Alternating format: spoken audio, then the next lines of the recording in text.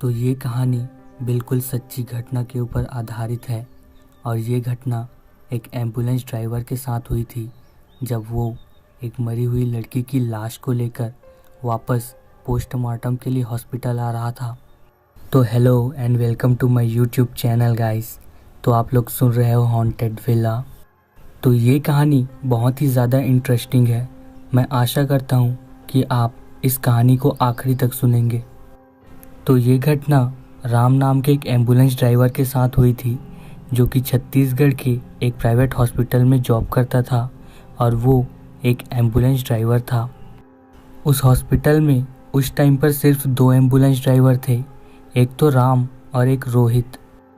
ये घटना रविवार के दिन की है जिस दिन राम की छुट्टी होती है, लेकिन रोहित जो उस दिन ड्यूटी किया करता था किसी काम की वजह से वो ड्यूटी नहीं आ पाया और उस दिन राम की छुट्टी होने के बावजूद भी उसे ड्यूटी आना पड़ा।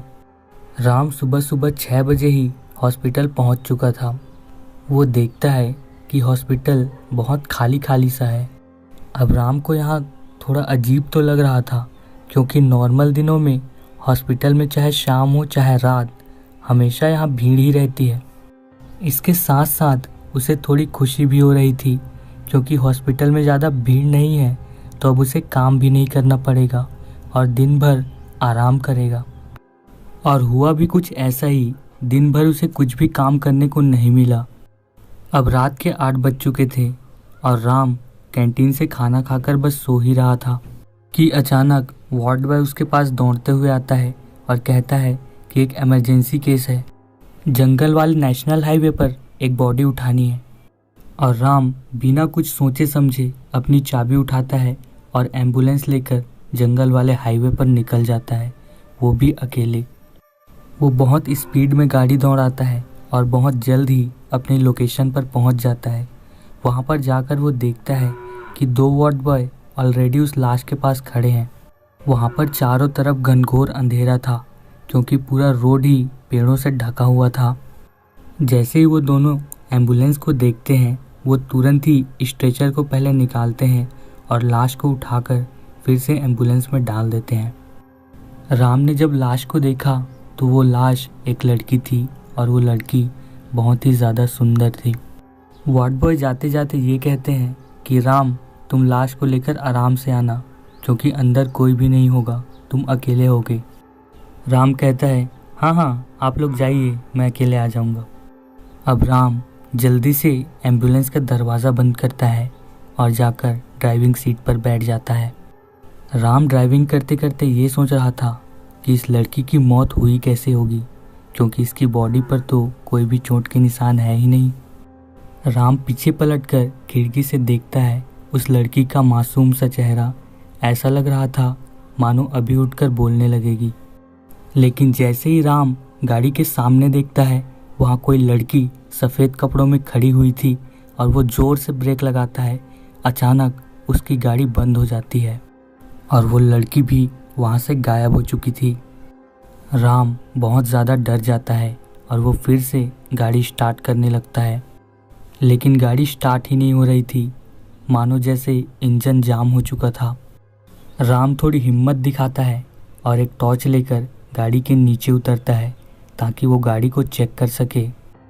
जैसे ही वो एम्बुलेंस के नीचे उतरता है वो देखता है कि चारों तरफ घना अंधेरा था और चारों तरफ पेड़ ही पेड़ नज़र आ रहे थे। अंधेरा इतना ज़्यादा घना था जिस तरफ टॉर्च की रोशनी पड़ती सिर्फ वहीं पर दिखाई देता था। राम ने गाड़ी के चारों टायर्स को चेक किया लेकिन उसमें कोई भी प्रॉब्लम नहीं थी। राम एक बार फिर से सोचता है कि फिर से एक बार रीस्टार्ट करके देखता हूँ, लेकिन एक बार बॉडी चेक कर लेता हूँ। जैसे ही उसने बॉडी चेक करने के लिए एम्बुलेंस का दरवाज़ा खोला वो पूरी तरह से शॉक्ड हो चुका था क्योंकि बॉडी का डायरेक्शन पूरी तरह से चेंज था। जिस तरह से उन्होंने लाश को रखा था वो पूरी तरह से घूमी हुई थी। जहाँ पर सिर था वहाँ पर अब पैर हो चुके थे। अब राम सोचता है ऐसा थोड़ी होता है, देखने में मेरे से ही गलती हुई होगी। वो एक बार फिर से एम्बुलेंस का दरवाज़ा लगाता है और गाड़ी को रीस्टार्ट करने के लिए ड्राइविंग सीट पर जाकर बैठ जाता है। लेकिन गाड़ी को एक बार स्टार्ट करने से पहले वो फिर से खिड़की से झांककर उस लाश को देखता है, लेकिन इस बार वो बॉडी उसे दिखाई ही नहीं देती। अब राम बहुत ही ज़्यादा डर चुका था, क्योंकि अभी जस्ट उसने बॉडी को चेक किया था, तब वो वहाँ पर थी, लेकिन अभी वो नहीं दिखाई दे रही है। अब राम एक बार फिर से गाड़ी से उतरने का फैसला करता है और वो टॉर्च उठाकर गाड़ी के नीचे जाता है। वो जैसे ही गाड़ी के नीचे उतरता है, टॉर्च सामने की तरफ जलाता है। अब सामने राम उसी औरत को देखता है जिसकी बॉडी एम्बुलेंस में पड़ी थी। उसके सिर से खून बहते हुए उसके मुंह तक जा रहा था और उसी खून को वो अपने जीभ से चाट रही थी। राम ने जैसे ही उस औरत को देखा, उसे हार्ट अटैक आया और वो वहीं पर मर गया। एम्बुलेंस को ढूंढते हुए जब हॉस्पिटल वाले यहाँ तक पहुँचे, तब तक बहुत ज़्यादा देर हो चुकी थी और राम की मौत हो चुकी थी। राम की मौत तो हार्ट अटैक से हुई थी, लेकिन उसके मुंह पर खून लगा हुआ था। आखिर वो खून आया कहाँ से? ये आज भी लोगों के लिए एक बहुत ही बड़ा सवाल बना हुआ है और लोगों का कहना है कि उस हादसे के बाद इस रोड पर कई और भी बड़े हादसे हो चुके हैं। तो गाइस, ये स्टोरी यहीं पर ख़त्म होती है। ये स्टोरी आपको कैसी लगी प्लीज़ कमेंट करके बताइए, और ये भी बताइएगा कि आपके आसपास ऐसी कोई घटना हुई है या फिर नहीं। Thank you for watching haunted villa.